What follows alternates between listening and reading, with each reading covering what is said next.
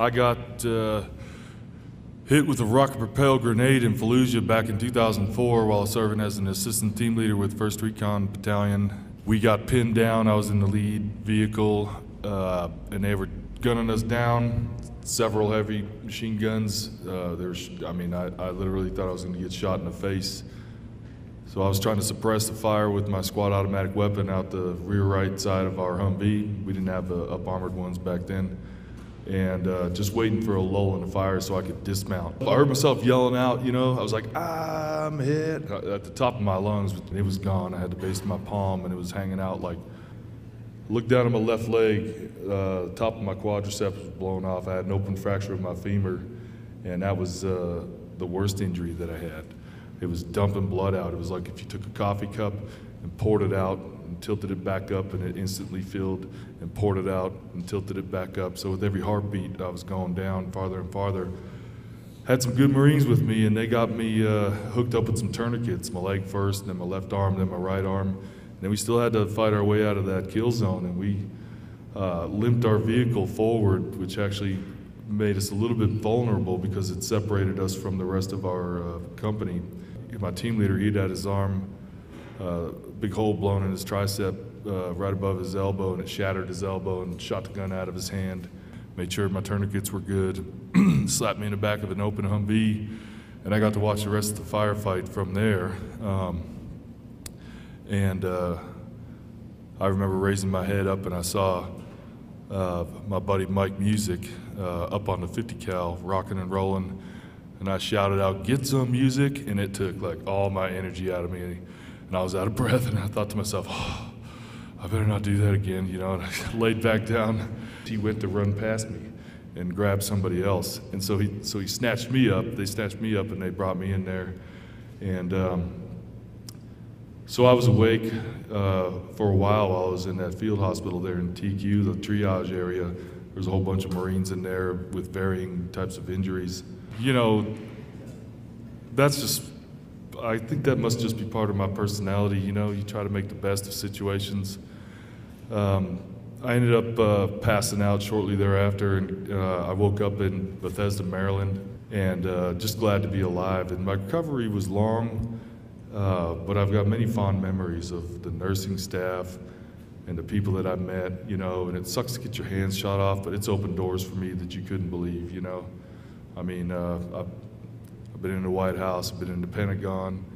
I'm good friends with a lot of people that I wouldn't have met otherwise. You know, my life is good. And then I have this brotherhood and this bond with the Marines that I serve with that you can't find anywhere else. And you guys have that as well. And you'll see when the time comes and you have to separate from the military, or whether it's voluntarily or involuntarily because of injuries sustained in combat, one of the best things that will be available to you is the brotherhood that you've obtained by serving together, and that's an unbreakable bond, and you can't find bonds like that in the civilian world. Nobody, no frat house, no sorority, nobody has bonds like the bonds that we make, forged under fire, you know.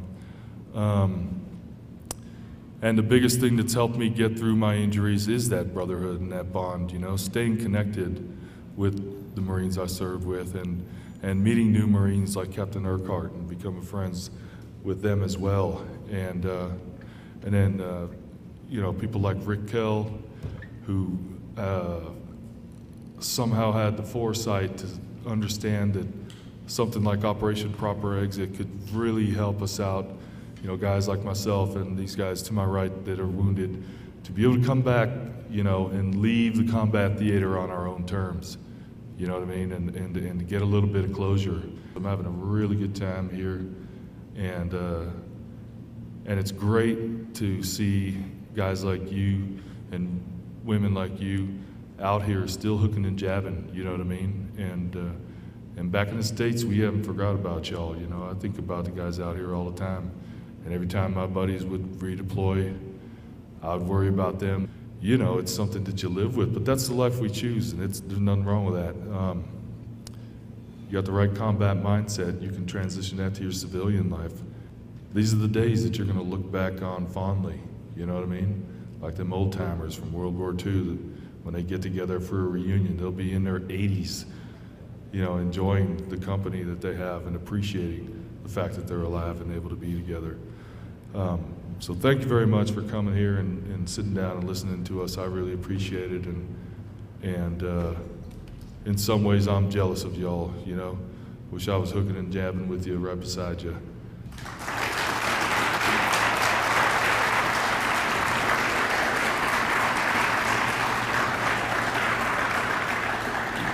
It's well recognized that the post-traumatic stress disorder and TBI and then I also had a significant shoulder injury that stopped me from going to the Marine Corps Special Operations Command, which I really wanted to do, but so I basically have a bionic shoulder. When I got home, I wanted to continue fighting. I wanted to continue doing something, and so at first I didn't recognize the symptoms of post-traumatic stress disorder, and let me stop right there and say that there's people out there who are taking the word disorder out of post-traumatic stress disorder, because it is not a disorder. It is a natural human reaction to a stressful event or traumatic event. So there's nothing wrong with you if you have post-traumatic stress disorder or post-traumatic stress, whatever you want to call it.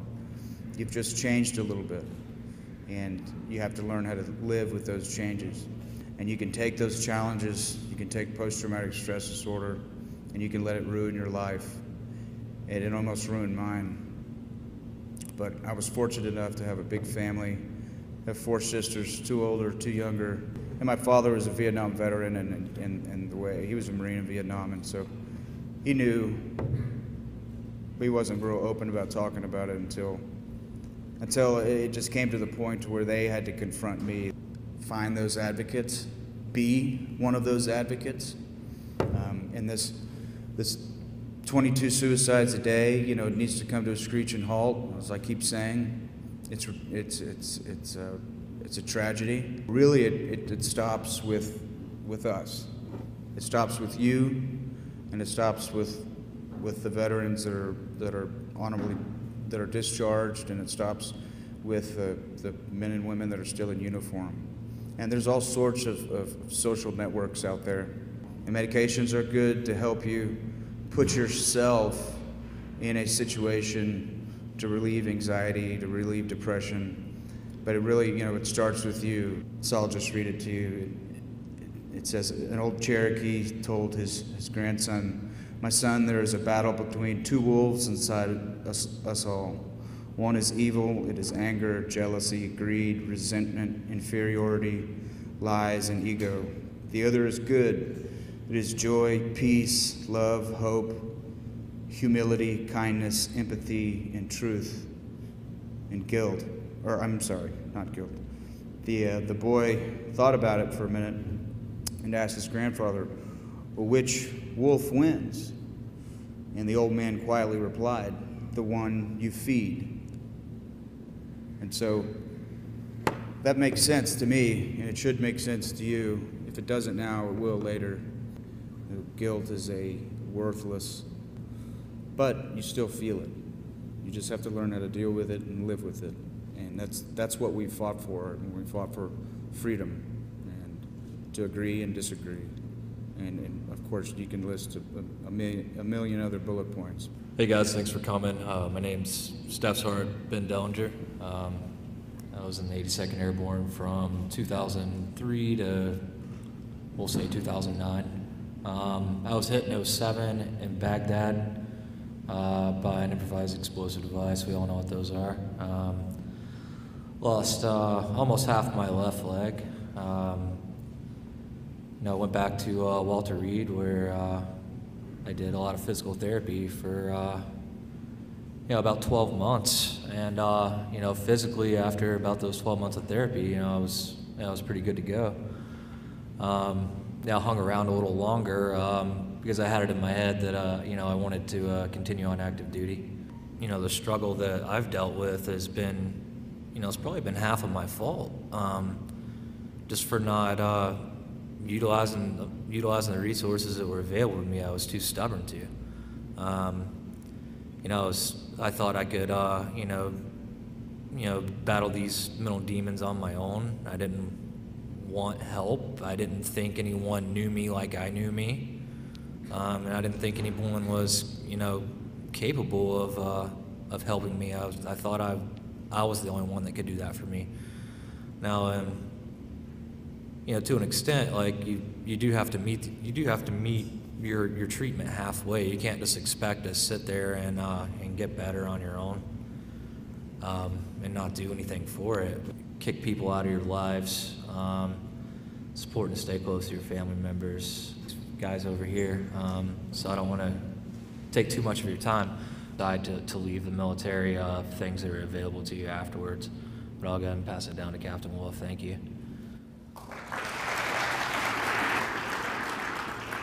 Thanks, Staff Sgt. I've been in the Army 9.5 years. I enlisted in the Kansas National Guard when I was 17. In 2011, ended up, having an awesome time for about 6 months. We were going on air assaults, going on dismounted patrols, running TCPs. I didn't have my Bradley, which I really would have liked to have had, but you play the hand you're dealt. And on December 15th, 2011, my troop commander sent me out on a mosque monitoring patrol, which is a code word for walk around until you get shot at. And I did exactly that. My platoon took contact, and in typical fashion, all the radios dropped fill.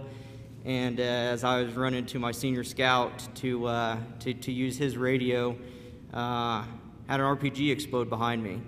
And I didn't even know about it until we got back to our COP, and all my guys were like, "Sir, you scared the crap out of us." And I was like, "What do you mean?" And they're like, "Well, you were running over the senior scout. They were trailing you with freaking machine gun, and then that RPG blew up right behind you." And I was like, "Yeah, I don't remember that." We were a couple weeks out from RIP. We had one last big mission on the table. We were really good at finding and disabling IEDs before anyone else could. And I had every IED enabler available in RCS South at my hands that day, to include my 2 feet. And I tell people, I found an IED with my foot. It's a technique, but it's not a recommended technique. And that's exactly what happened. The engineers were asking me to get my shantas out of the way, and I was motioning to them. I turned around, I stepped on a pressure plate, and first I thought I'd got hit by another RPG, but you've seen Ricky Bobby. He's flying through the air, and he's like, "Oh, I'm flying through the air." Well, that was me. So then when I hit the ground, I knew that I hadn't hit an RPG. I'd hit a pressure plate. I ended up getting evac'd here to CAF, then to Bagram, Launch Stool, BAMC in the States. Benefit my brothers down the road, which it has. And now a lot of the stuff they've done, on my leg for limb salvage, I was able to keep my leg through their wisdom and techniques. Many other countries, but specifically to you guys, I want to say thanks.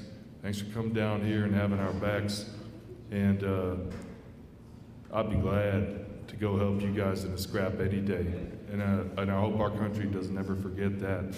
You know what I mean? Because if you're willing to come here and fight beside us, then I'm down to come fight anywhere in the world alongside you guys.